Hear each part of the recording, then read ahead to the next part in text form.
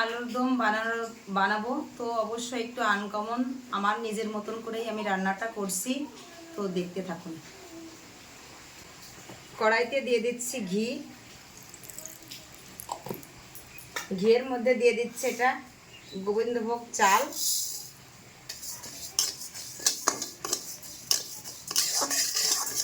এটা কিন্তু খুব সুন্দর করে ভেজে নিতে হবে, এত সুন্দর ভাজতে হবে চালটা যেন একদম মচমচা হয়ে যায়, কারোর সঙ্গে কেউ যেন লেগে না থাকে।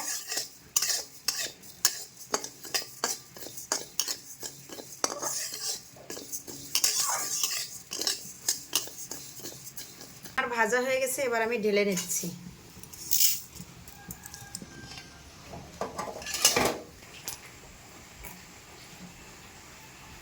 কড়াইতে দিয়ে দিচ্ছি তেল, তেলটা খুবই গরম হয়ে গেছে, এবার দিয়ে দিচ্ছি আলু।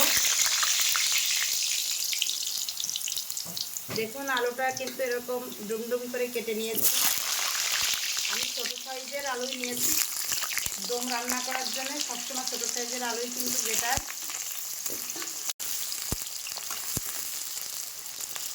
লবণ হলুদ ছাড়া কিন্তু হালকা আছে আলুটা সুন্দর করে ভেজে নিচ্ছি। আলুটা একদম দেখুন কি সুন্দর লাল লাল করে ভেজে নিয়েছি, আমি এবার আলুটা তুলে নিচ্ছি।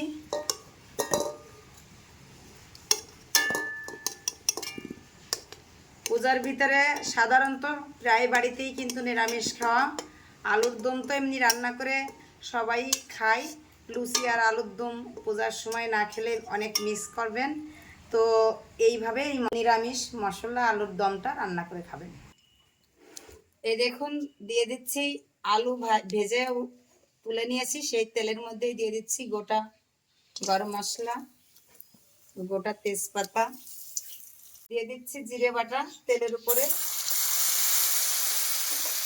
আদা বাটা, বেটে রাখা ধনিয়া, এই মশলার মধ্যেই দিয়ে দিচ্ছি একটুখানি জল, দিয়ে দিচ্ছি পরিমাণ মতো লবণ, দিয়ে দিচ্ছি লঙ্কা গুঁড়ো, হলুদ গুঁড়ো। দেখুন আমি মশলার মধ্যে কতটা জল দিয়েছি, এই জলের মধ্যে দিয়ে দিচ্ছি হিং, এটা কিন্তু আলুর দমের মেনই মশলা হিং।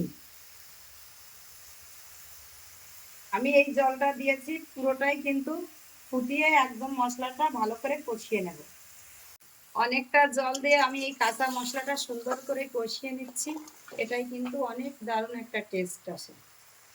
কতটা জল দিয়েছিলাম, জলটা শুকিয়ে মশলার গ্রেভিটা আমার এরকম হয়ে গেছে, এর মধ্যে এবার আমি দিয়ে দিচ্ছি ফেটিয়ে রাখা টক দই।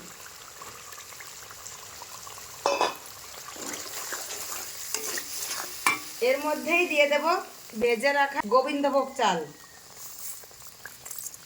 ভেজে রাখা আলুটা দিয়ে দিচ্ছি।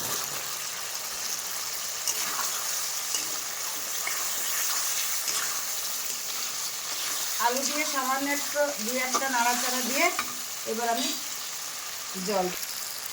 ঝোলটা দিচ্ছি, কিন্তু উমা গরম করে নিয়েছি জলটা। যে কোনো তরকারিতে ফুটানো জল দিলে কিন্তু টেস্ট আসে আলাদা, খুবই সুন্দর হয়, একবার ট্রাই করে দেখতে পারেন যে গল্প কথা না বাস্তবতা। দেখেন মশলাটা কি সুন্দর আমার ঘন হয়ে আসছে, কি সুন্দর ফুটছে, সুন্দর একটা ফ্লেভার বেরিয়েছে।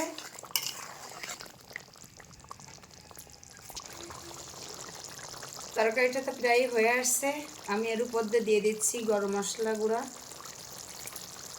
আলুর দমটা আমার হয়ে গেছে, এবার আমি নামিয়ে নেব, নামানোর আগে সামান্য একটু ঘি ছড়িয়ে দিচ্ছি।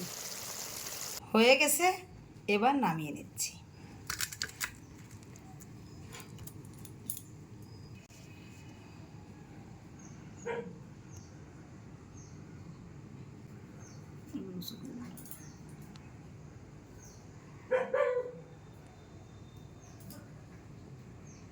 আলুর দম তো রান্না হয়ে গেছে, এবার খাওয়ার জন্য রেডি, তুলে দিচ্ছি।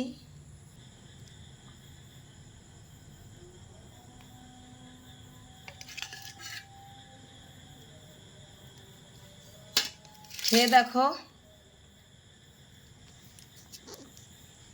আলুর দমটা খেয়ে দেখি।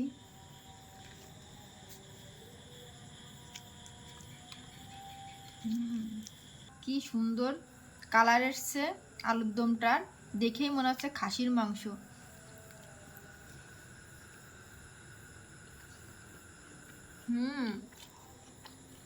দিদি কি রান্না করেছো? খাসির মাংস ফেল। নিরামিষ রান্নার সাথে মাংসের কথা বলে না, কারণ এটা দুর্গা পূজায় অনেক নতুন নতুন অতিথি আপ্যায়নে খুবই মজাদার একটা রেসিপি। এরকম একটা আলুর দম হলে কোনো মাংসই লাগবে না, খুবই সুন্দর হয়েছে। দেখি আলু খেয়ে দেখি। সেই টেস্ট লাগছে।